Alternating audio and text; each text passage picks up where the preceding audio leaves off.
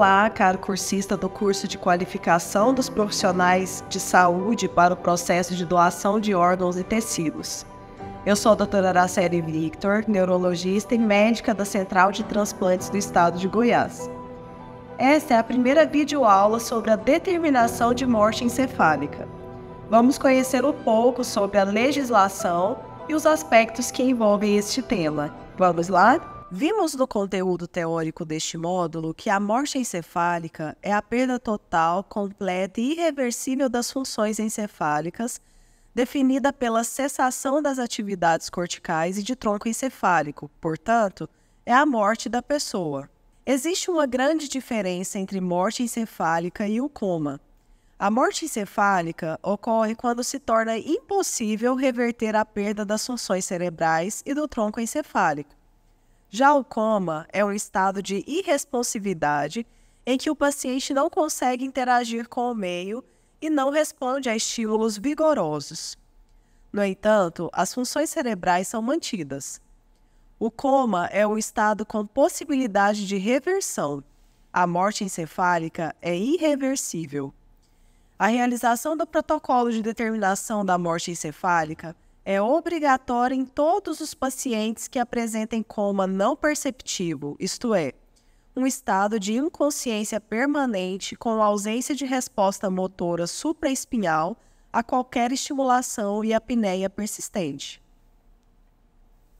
Estar em coma não perceptivo é essencial para o diagnóstico de morte encefálica. Quando estimulado nos 4 membros, o paciente não deve apresentar resposta motora. É bom lembrar que movimentos esporádicos, involuntários dos membros podem acontecer por reflexo medular. A presença desses reflexos medulares não impossibilita a abertura do protocolo de morte encefálica.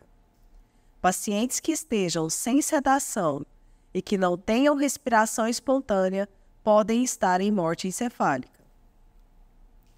O protocolo de morte encefálica trata-se de um diagnóstico, portanto, independe da possibilidade de doação de órgãos ou tecidos para transplantes. Para que seja realizado o diagnóstico de morte encefálica, o Conselho Federal de Medicina estabeleceu um protocolo bem documentado na Resolução 2173 de 2017. Vale ressaltar que o protocolo brasileiro é um dos mais rigorosos do mundo. As principais causas de morte encefálica são acidentes vasculares encefálicos isquêmicos ou hemorrágicos, tumores, infecção do sistema nervoso central, trauma de crânio ou encefalopatia hipóxico-isquêmica. Antes de abrir o protocolo de morte encefálica, o médico deve verificar se o paciente atende todos os pré-requisitos determinados pela legislação. O paciente deve apresentar uma grave lesão estrutural encefálica que seja irreversível e bem documentada. A lesão encefálica deve ser grave o suficiente para causar a morte. A principal forma de documentar a lesão é a realização de uma tomografia. Deve-se assegurar que causas reversíveis de coma foram excluídas ou corrigidas. O protocolo deve ser aberto apenas se a temperatura do paciente estiver superior a 35 graus Celsius. O uso de medicações depressoras do sistema nervoso central, como sedativos, analgésicos, opioides e bloqueadores neuromusculares, devem ser avaliados antes da abertura do protocolo. As medicações que podem causar coma devem ser suspensas por um tempo suficiente para depuração. O conteúdo teórico apresenta uma tabela com a sugestão do tempo de suspensão das medicações para a abertura do protocolo. A legislação recomenda que antes de iniciar o protocolo, o paciente deve estar em tratamento e observação hospitalar pelo período mínimo de 6 horas, quando a causa primária do quadro for encefalopatia hipóxico-isquêmica. Esse período de tratamento e observação deverá ser de no mínimo 24 horas. Além disso, o paciente deve apresentar uma saturação de oxigênio superior a 94%.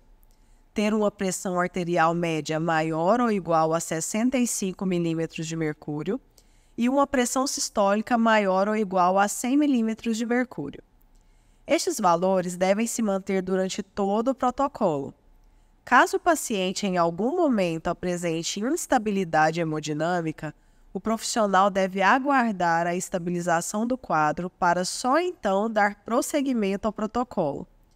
Posteriormente, no módulo de manutenção, serão apresentadas orientações para a manutenção hemodinâmica do paciente em morte encefálica. A recomendação do Conselho Federal de Medicina prevê a execução de 2 exames clínicos, um teste de apneia e um exame complementar confirmatório da morte encefálica. Portanto, para que se possa dizer que o paciente está em morte encefálica, todas as etapas do protocolo devem ser concluídas. Os 2 exames clínicos devem ser realizados de forma idêntica e o intervalo entre eles vai depender da faixa etária do paciente. Crianças menores de 2 anos seguem o protocolo em um intervalo específico para a idade. Crianças maiores de 2 anos e adultos devem ter os exames clínicos realizados com intervalo de 1 hora. Os 2 exames clínicos devem ser realizados por médicos diferentes e especificamente capacitados. São considerados médicos especificamente capacitados aqueles com no mínimo 1 ano de experiência em atendimento a pacientes em coma e que tenham acompanhado ou realizado pelo menos 10 determinações de morte encefálica, ou aqueles que têm a mesma experiência e que tenham realizado curso para capacitação de morte encefálica disponibilizado pela Gerência de Transplantes de Goiás. O teste de apneia deve ser realizado por um dos médicos que realizou o exame clínico. O exame complementar deve ser realizado por um profissional com experiência em morte encefálica. Não é permitido que membros de equipes transplantadoras participem do protocolo. Todas as informações e resultados do protocolo de morte encefálica devem ser registrados no termo de declaração de morte encefálica.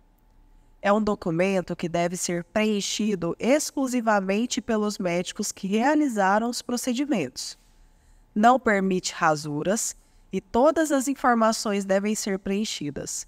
Este documento está disponível no site da Secretaria Estadual de Saúde, na página da Gerência de Transplantes.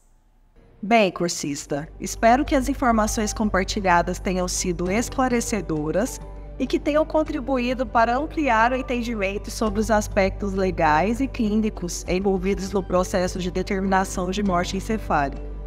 A morte encefálica é um tema sensível e complexo, mas compreendê-la é fundamental para a atuação ética e qualificada dos profissionais de saúde envolvidos no processo de doação de órgãos e tecidos. Lembrando sempre que a determinação da morte encefálica é um passo necessário, independente da viabilidade de doação. Caso exista alguma dúvida quanto à realização do protocolo, a Gerência de Transplantes de Goiás está à disposição 24 horas por dia por meio da Organização de Procura de Órgãos, ok? Obrigada pela participação e convido-o a continuar nessa jornada de aprendizado conosco. Em breve nos encontraremos nas próximas videoaulas para aprofundar ainda mais nossos conhecimentos. Até lá!